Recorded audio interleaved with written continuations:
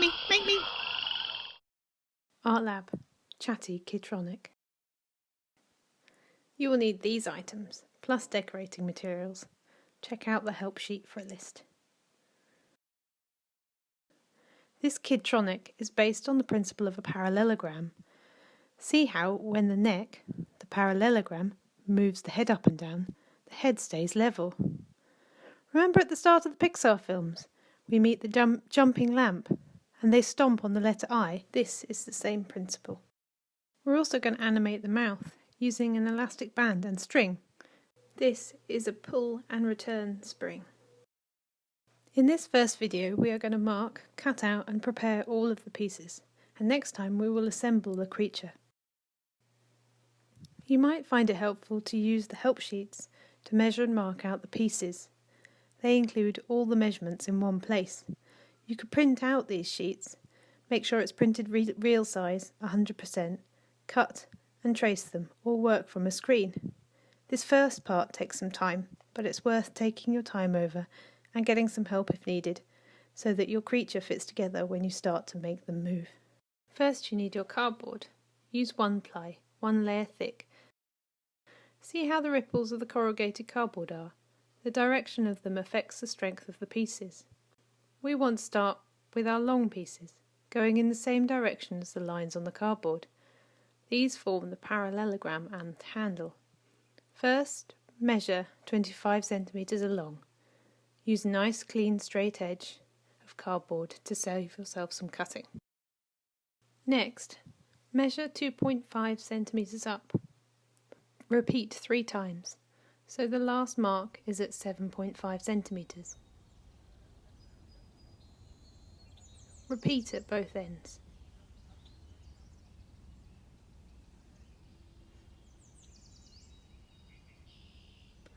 Join them up.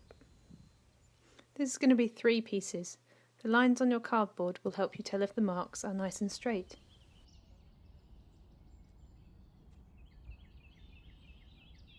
Square off the end. Next piece. Measure 15 cm along and 2.5 cm up. Just 1 piece this time.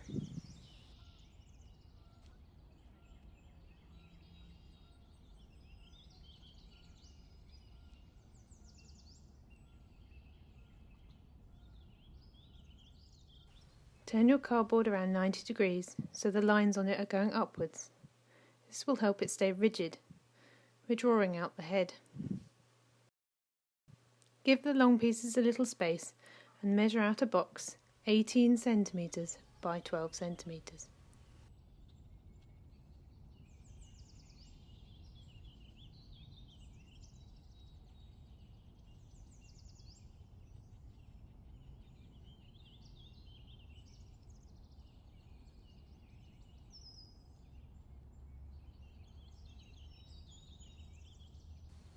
Next, measure up 8 cm on the right side of the box and make a little mark.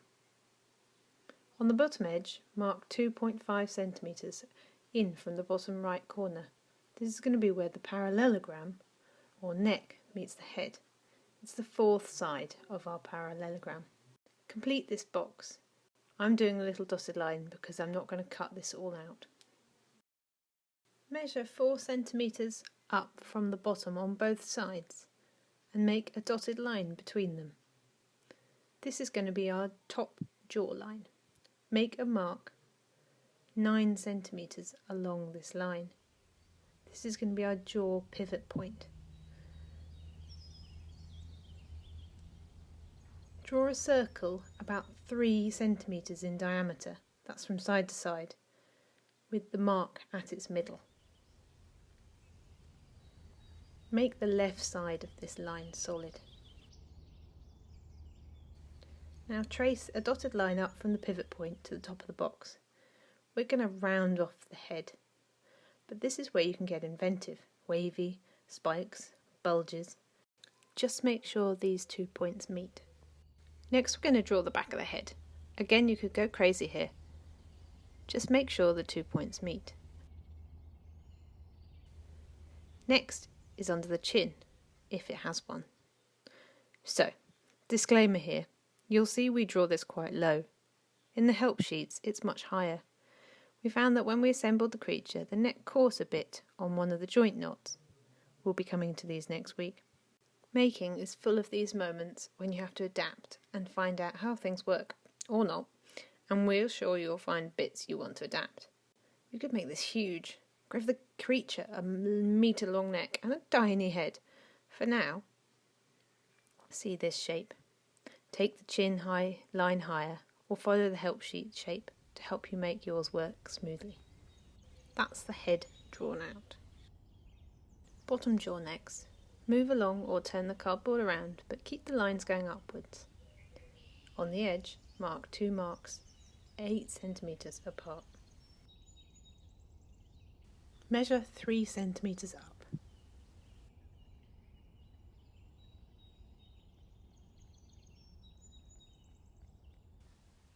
Complete a dotted line box.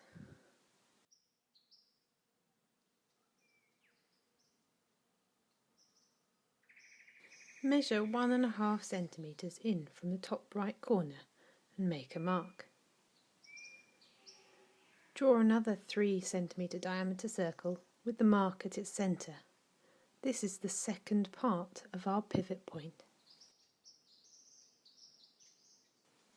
Draw a dotted line down from the mark. Along this line, about halfway between the outside of the circle and the edge of the card, make another mark. This is where our pull string will connect to the jaw. Design the bottom edge of the jaw along the left bottom side. We've gone for Kermit, frog, beak-like shape. Last bit of marking out. Number your pieces. 1, 2, 3, 4, 5, 6. This will help you follow the video. Keep track of your parts and, crucially, which way up they face.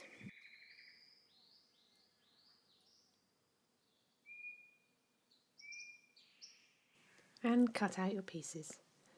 Ask for a helping hand if you're finding it tough. We sped this bit up, but take your time.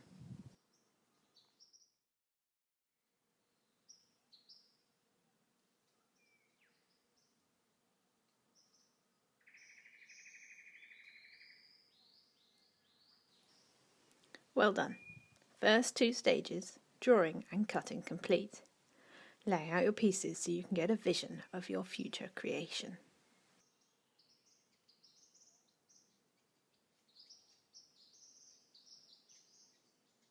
Next we're going to make the joints.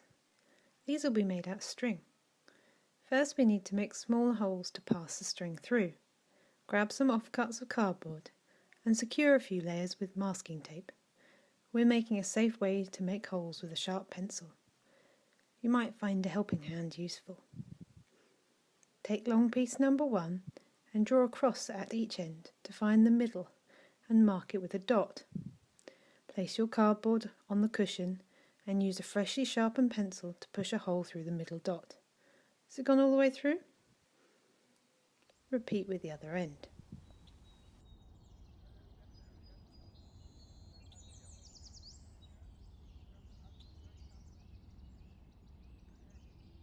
Place piece 1 over piece 2. We're going to use 1 to mark out the other, so they are exactly the same. Hold firmly and press through the holes. Don't worry about going all the way through. Now open up the holes. Give the pencil a twist to help push it through.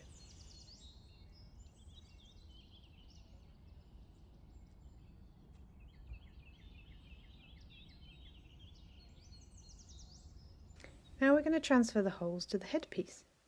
They will overlap by about 2.5 centimetres. First, piece 1 with headpiece number 5 underneath. Repeat with piece 2.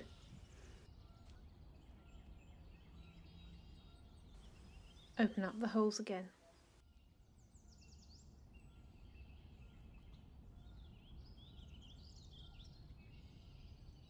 Punch the jaw hinge dot 2 and repeat on the bottom jaw too. Now take piece number 3. This will be the other side of the parallelogram and your handle. Use the holes marked on the headpiece to mark it out. This will help you keep the measurements the same and keep your mechanism working smoothly. You'll notice piece 3 is the same width as the bottom of the neck. Take the bottom jaw and punch through that mark that's halfway between the circle and the bottom edge. I've pushed the pencil through from the back too to open up the hole and make it easier to thread the string through. Do this with each of your pieces to make life much easier. Lastly, take piece number 4, your lever, and number 1, and transfer the right hole onto piece number 4. Time to make some joins and strengthen some pieces. Lay piece 1 over piece 4, where you just punctured the hole, and wrap some tape over. Have lots of excess to hold it securely in place. Push a hole through in the tape where the punch is, both sides.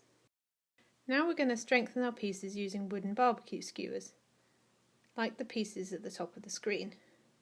I'm doing it here with the back of piece number 3, a handle, 2 skewers, one travelling up each side of the hole. First, mark out the length. Keep it 1 centimetre away from the hole at the end. Mark the length with a pen and copy to the second skewer. Grab an adult or older sibling to help you here. We found the safest way to do this was to pinch it with the scissors all the way around the skewer. Put the scissors down, then holding the skewer in both hands, either side and really close to the mark, use your thumbs to push away from you and snap the skewer. This is much safer than trying to cut all the way through, and nothing goes flying. Secure in place with a length of tape all the way around a couple of times. Press the tape down firmly against the cardboard and between the sticks. Repeat with the other end. Strengthen the other 2 pieces, numbers 1 and 2, on their front. Note the skewers end about 1 centimetre short of the holes. This means nothing will bump or catch. So that's it for this week. Drawn, cut out, strengthened, and we've got the beginnings of our joints. Next week, we're going to get them moving. We're going to learn about making moving mechanisms, push and pull, and we're going to get this creature chatting, and then it's decoration time.